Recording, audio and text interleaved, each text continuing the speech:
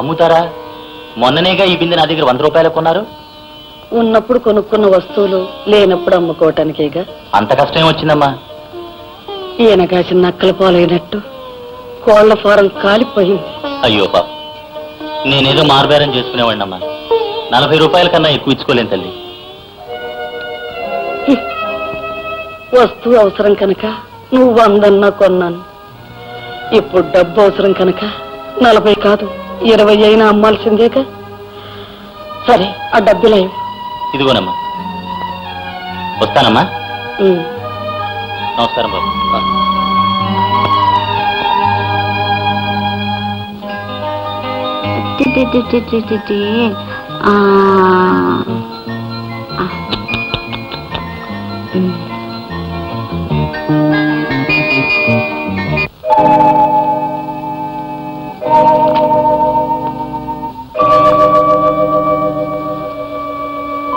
సుశీల,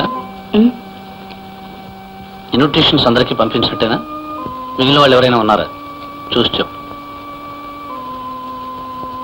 మీకంటే నాకు తెలుసా? అందరికీ పంపి ఉంటారు. అలా కాదు, ఇంకా మిగిలిన వాళ్ళు ఎవరైనా ఉన్నారేమోనని చూసి చెప్పు. ఉంటే మాత్రం అందరికీ పంపించగలవా? ఎందుకు పంపలేవు? ఎవరో చెప్పు. ఎందుకండి నన్ను ఇలా పరీక్షిస్తారు? ఎవరికి పంపలేదో, ఎవరికి పంపాలని నా మనసులో ఉంటుందో మీకు తెలుసు. ఒక కడుపును పుట్టి ఒకటిగా పెరిగిన వాళ్ళం, అందులోనూ ఆడపిల్లలు. ఒకరి సంతోషం మరొకరు పంచుకోవాలంటుంది. అదే ఆ పాశం, ఆ బంధం ఇంకా నీలో ఉన్నాయేమోనని తెలుసుకుందామని అడిగా. నీ చెల్లెలతో నీకు సంతోషం పంచుకోవాలని ఉంది కానీ నీ భర్త భావాల్ని పంచుకుని వాడిని సంతోష పెట్టాలని నీకే కోశానా లేదు. అసలు నువ్వు భార్యవేనా? భర్త మీద ఆ మాత్రం ప్రేమ, గౌరవం లేని ఇలాంటి ఆడదాన్ని కత్తికో కండగా నరికి పారేసిన పాపం లేదు. చూడు, నా బొందిలో ప్రాణం ఉండగా నీ వాళ్ళు అనుకుని వాళ్ళు నా ఇంట్లో అడుగు పెట్టడానికి వీల్లేదు. ఏమిటమ్మా నువ్వు అనేది? పిలవని పేరంటానికి మేము వెళ్ళాలా? అదేమిట్రా, అయిన వాళ్ళ మధ్య తగాదాలు ఎల్లకాలం ఉండవురా. ఎవరో ఒకళ్ళు సర్దుకుపోవాలి. మనం సర్దుకుపోయినా వాళ్ళు సర్దుకుపోవద్దు. ఎందుకు సర్దుకుపోర్రా? వాళ్ళు మాత్రం పరాయి వాళ్ళ, మనవాళ్లేగా. ఏమ్మా? డబ్బున్నప్పుడు మనాలేదో తనాలేదో. వాళ్ళు మహారాజులు. మహారాజులు పేదవాళ్ళు సర్దుకుపోవడం అనేది ఎన్నడూ జరగదత్తయ్యా. అదేమిటమ్మా, ఆడపిల్ల వయ్యుండి నువ్వు కూడా అట్లా మాట్లాడతావే? జరిగేది మీ అక్క కొడుకు పారసాలేగా. ఈ గొడవలేమీ లేకపోతే మీ ఇద్దరు కలిసి వెళ్ళి అందరినీ పిలిచొచ్చేవాళ్ళు కాదు. కావలసిన వాళ్ళ మధ్య కక్షలు, కోపాలు ఎండాకాలం వానలు లాంటివి. అవి ఇట్టే వచ్చి అట్టే పోతాయి. నా మాట విని మీ ఇద్దరు వెళ్ళిరండి, అది నాకు సంతోషంగా ఉంటుంది.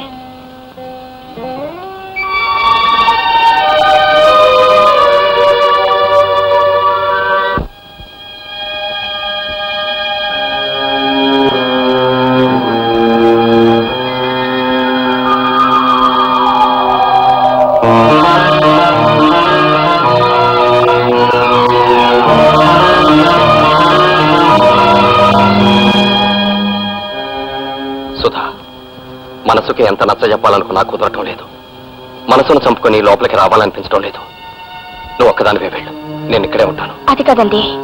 కాదనకు సుధా, ఆత్మవంచం చేసుకోమని చెప్పొద్దు. నీకు రక్త సంబంధం ఉన్న బంధువులు కనుక నువ్వు లోపలికి వెళ్ళు. నన్ను బలవంతం చేయొద్దు ప్లీజ్. వెళ్ళు.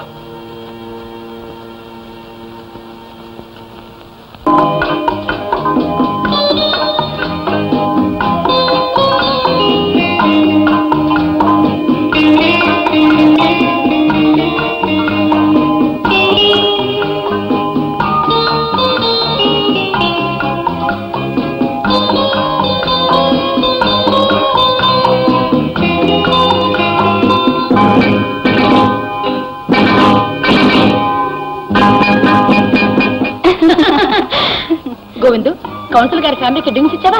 ఇచ్చానమ్మగారు. ఒక్కోళ్ళు 2 తాగారండి. రండి రాధ గారు రండి. అరే, కొత్తగా కొన్నారా? చాలా బాగుంది. అవును మీనాక్షి గారు, మా వారు కలకత్తా నుంచి తీసుకొచ్చారు. మా అల్లుడి గారు కూడా మా పెద్దమ్మాయికి ఇలాంటివి చేయిస్తున్నారు. అలాగా అమ్మా? అరే, జడ్జి గారు కొడలా? మీ అత్తగారు రాలేదా? రాలేదండి. అమ్మా రేటిదండి. చైర్మన్ గారి చెల్లెలు ఇంత ఆలస్యంగా రావడమా? చిన్నమ్మ గారు, మీరెప్పుడు వచ్చారు? తీసుకోండి తీసుకోండి అమ్మగారు. కొండమా మర్యాద ముందు పెద్దవాళ్ళకి చేయాలి, అల్కాజనానికి కాదు.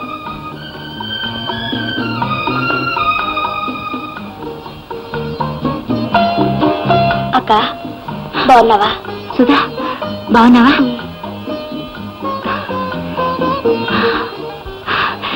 బావేడి? సుశీల, అక్కడేం చేస్తున్నావు? పెద్దవాళ్ళంతా ఇక్కడున్నారు, ఇలారా.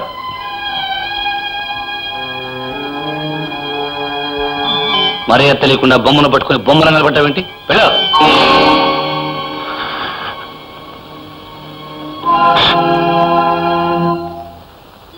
సుధా నాన్న సుధొచ్చింది.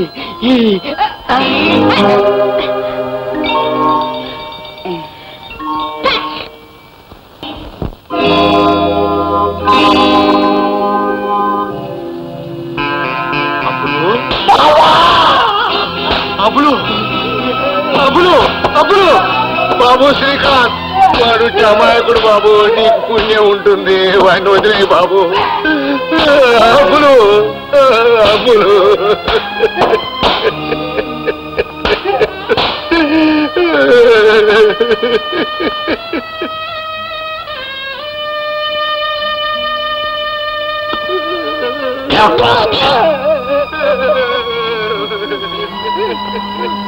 ఈసారికి తన్ని వదిలేశాను, మళ్ళీ ఇంకోసారి చేస్తే చంపి పారేస్తాను.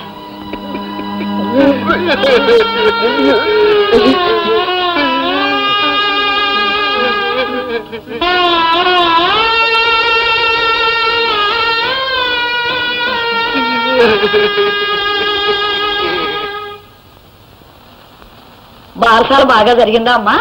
చాలా బాగా జరిగింది అత్తయ్య. మీరు రాలేదని కూడా అడిగారు. పిలవకుండా వెళ్ళినా చాలా మర్యాద చేశారు.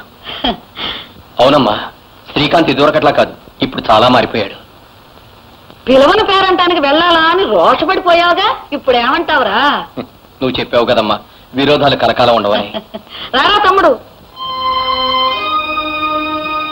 చూసావరా తమ్ముడు, ఒకప్పుడు శ్రీకాంత్ అలాంటి వాడు ఇలాంటి వాడు అనేవాడు, ఇప్పుడు ఆ నోటితోనే చాలా మంచివాడు అంటున్నాడు.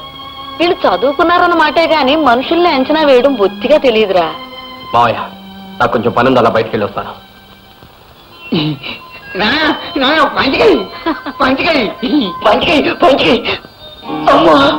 ఏంటి బాబు? ఏమిటా? చూడక్క, ఎవరు కొట్టారా? బారసాలకు సూదొచ్చిందని సంతోషంతో గంతులు వేస్తుంటే నేను తీసుకెళ్లి గొడ్డును బాదినట్టు బాదారు. సుధను చూసి సంతోషించినందుకు కొట్టారా? అన్నయ్య నాతో రా, దెబ్బలకు నోరు రాస్తాను.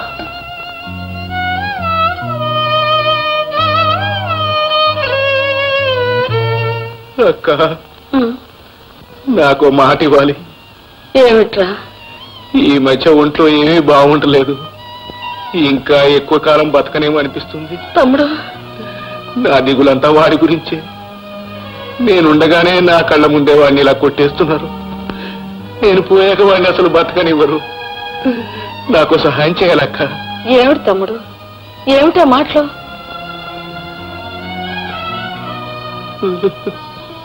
నేను పోయిన తర్వాత ఈ విషయాన్ని దేంట్లో అయినా కలిపి వాడికి ఇవ్వు. నాతో పాటే వాడు చచ్చిపోవాలి. తమ్ముడు, ఏమిట్రా ఇది? అవునక్క, నా చావు తర్వాత వాడెవ్వరికీ భారం కాకూడదు. అసలు వాడు అక్కడ ఎందుకు ఉండాలిరా? ఈ వాటి నుంచి కలువ గంజ తాగి మాతో పాటే ఉంటాడు.